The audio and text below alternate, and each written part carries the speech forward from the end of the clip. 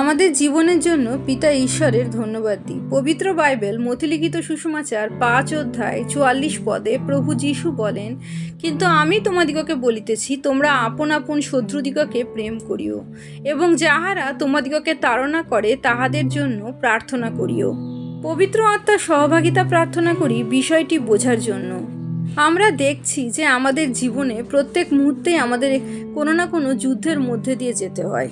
তা আমাদের রোগ ব্যাধি হতে পারে, আমাদের প্রতিকূল পরিস্থিতি হতে পারে, অথবা আমাদের জীবনে কিছু মানুষ থাকতে পারে যাদের মনে হতে পারে আমাদের শত্রু। আমাদের জীবনে তারা প্রতিকূল পরিস্থিতি সৃষ্টি করছে এবং আমাদের জন্য যেন তাদের হৃদয়ে সবসময় ঘৃণা ভরে আছে। প্রভু যীশু যখন 10 আজ্ঞার মর্ম ইসরায়েল জাতির কাছে তুলে ধরছিলেন, তখন তিনি বলেছিলেন, মোশির আজ্ঞা অনুযায়ী ইসরায়েল জাতিদের বলা হয়েছিল যেন তারা প্রতিবাসীকে প্রেম করে এবং শত্রুদের দেশ করে। কিন্তু সেই আজ্ঞার প্রভু যীশু সংশোধন করেছিলেন, কারণ সেই আজ্ঞা পিতা ঈশ্বর দান করেছিলেন এবং সেই ঈশ্বরই এই পৃথিবীতে প্রভু যীশু রূপে এসেছিলেন। সেই সংশোধন করার অধিকার এবং ক্ষমতা একমাত্র প্রভু যীশুরই ছিল। তিনি বলেন যেন আমরা আমাদের শত্রুদের প্রেম করি এবং যারা আমাদের জীবনে বিপদ ডেকে আনছে, সমস্যা সৃষ্টি করছে, অশান্তি সৃষ্টি করছে, তাদের জন্য যেন আমরা প্রার্থনা করি। এই যে কথা প্রভু যীশু বলেন, এই যে আজ্ঞা প্রভু যীশু দেন, তা কিন্তু বড়ই কঠিন ব্যাপার। কিন্তু এই কঠিন কাজটি করতে প্রভু যীশু এই কারণেই বলেছিলেন, কারণ আমরা বা আমাদের শত্রু এই পৃথিবীর মানুষ নয়। যেমন সাধু পল বলেন, কেননা রক্ত মাংসের সহিত নয়, কিন্তু আধিপত্য সকলের সহিত, কর্তৃত্ব সকলের সহিত, এই অন্ধকারের জগৎপতিদের সহিত, স্বর্গীয় স্থানে দুষ্টতার আত্মাগণের সহিত আমাদের মল্লযুদ্ধ চলছে। তার মানে যে মানুষটা আমার বিরুদ্ধে দাঁড়িয়ে আমাকে একভাবে প্রতিরোধ করছে বা আমাদের জন্য জীবনটা কঠিন করে তুলছে, জীবনের লড়াইয়ে আরও দুটো বেশি প্রতিকূলতা সৃষ্টি করছে, সে কিন্তু নিজে থেকে করছে না।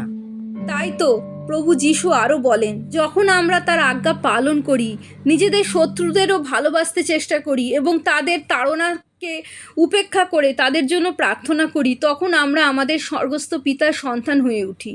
কারণ তিনি ভালো মন্দ লোকেদের ওপর আপন সূর্য উদিত করেন এবং ধার্মিক অধার্মিকদের ওপরে জল বর্ষান।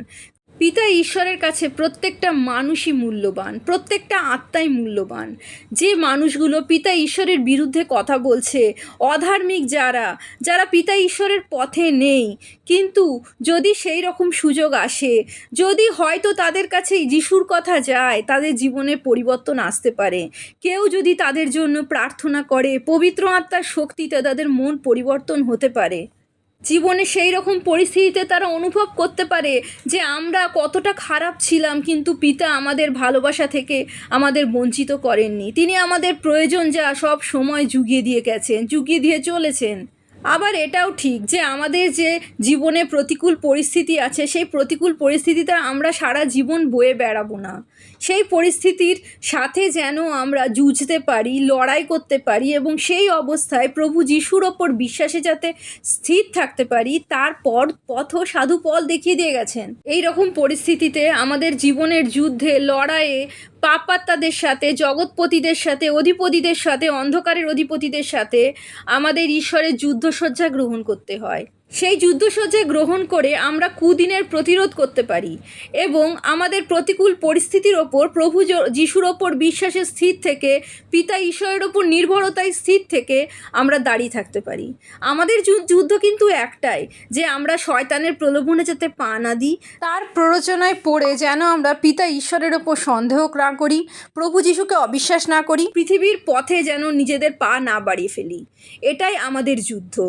আর যে যুদ্ধসজ্জা পিতা ঈশ্বর আমাদের দান করেছেন তা বড়ই শক্তিশালী এবং তা নিয়ে আমরা পরবর্তী আশিস কণাতে আলোচনা করব। প্রভু যীশুর জয় হোক।